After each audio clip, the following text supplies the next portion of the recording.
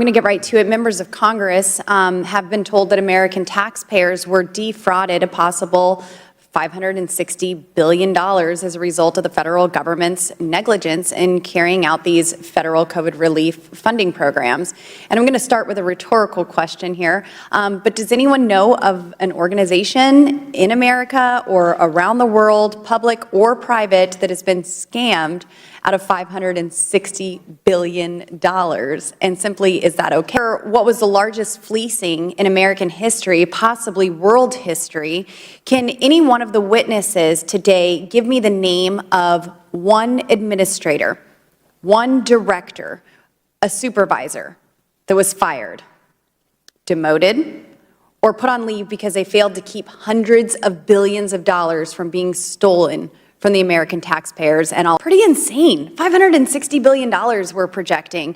And we have hundreds of billions of dollars lost, causing massive inflation. 70% of the money, according to the CEO of LexisNexis Risk Solutions, ended up lining the pockets of crime syndicate in countries like China, Nigeria, Russia, and not a single person in charge of distributing that money has been held accountable. So here's how badly the American taxpayer was conned. The United States federal government has reportedly been defrauded of more money in the last 2 years than the entire 2022 tax revenue of England, Italy, Mexico, Ireland, Greece, Israel, Canada, Poland, and Brazil combined. The American taxpayers have one question: how the heck were these bureaucrats so dang incompetent that they were being scammed out of $35 million every hour for nearly 2 years? Absolutely insane.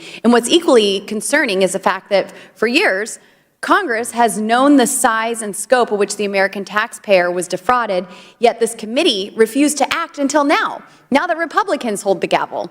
And in a desperate attempt to protect the Bidens, the big tech industry, the Democrat Party, the mainstream media has tried to discredit this committee before our work has even begun. There should be nothing more bipartisan than ensuring American tax dollars aren't stolen by fraudsters. But sadly, it's taken a Republican-controlled Oversight and Accountability Committee to be willing to get to work on it. So here we are, the American people had their businesses shut down, they lost their jobs, their livelihoods, their life's work because of government mandates and shutdowns. And that same government spent trillions of dollars, lost hundreds of billions, and the result is skyrocketing inflation and interest rates for the American people. And our role is to ensure that we find out how this happened and make sure that it never happens again and hold those that stole money from the American people accountable. And Chair Horowitz, I would like to ask you, under the Biden administration, we have seen the DOJ wage a full-out attack against the American people, from accusing parents concerned about their children's education of being domestic terrorists, to raiding the homes of pro-life activists, to pressuring private companies to censor conservatives. As Republicans have continued to mention throughout this hearing, there's a clear difference between people who were issued improper payments versus fraudsters who have stolen hundreds of billions of dollars collectively from the American taxpayer with malicious intent.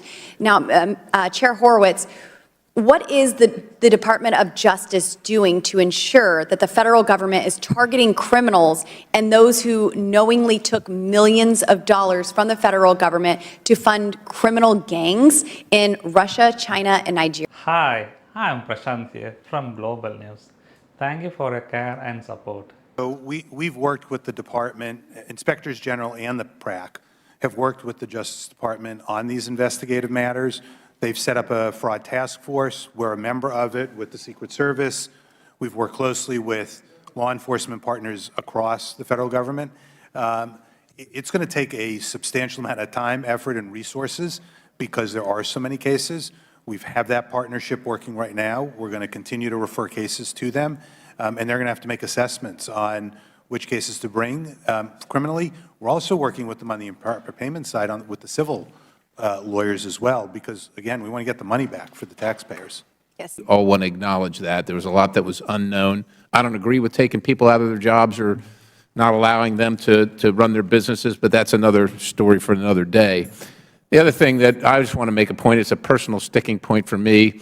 I don't see unemployment insurance. I see unemployment compensation. There's nothing insurance about this. There's no actuarials. There's no risk assessment to any of this, but that's a sticking point. But it becomes an entitlement for some folks. But in the interest of unemployment compensation, what I wonder, what I find interesting, among other things, is that according to a combination of estimates, $560 billion, the federal COVID relief funding, may have either been lost to fraud or paid improperly. And while some of my colleagues on the other side of the aisle condense that to a percentage of the overall and would kind of have us believe that it's acceptable because it's a small percentage of trillions of dollars, I don't know, $560 billion. I'm from a little town in Pennsylvania. That seems like a lot of money to folks like me.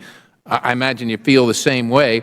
An estimated, this is per ID me, an estimated 40%, that's nearly half of pandemic unemployment assistance funds, that's $400 billion, did not go to Americans and instead went to criminal gangs in Russia, China, and Nigeria.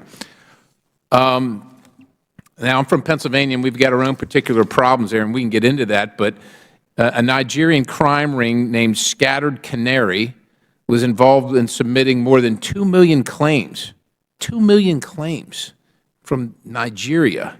There's this other one, APT 41, and I know that you've all, it's been mentioned here before, talked about that, $20 million stolen unemployment comp. The scheme began in mid-2020 and spanned 2,000 accounts with more than 40,000 financial transactions. What in the Sam Hill is going on in our states?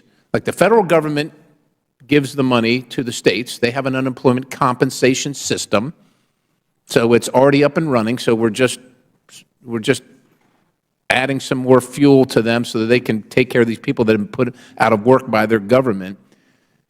How are foreigners, like, do these states not see Nigeria, China, or some IP address that be associated with a foreign country and say, I wonder why foreign countries are getting unemployment compensation? Or, do they fly back to work in America every day from Nigeria, from China, or from Russia? What, I don't know, can you make sense of this to like a small country boy like me?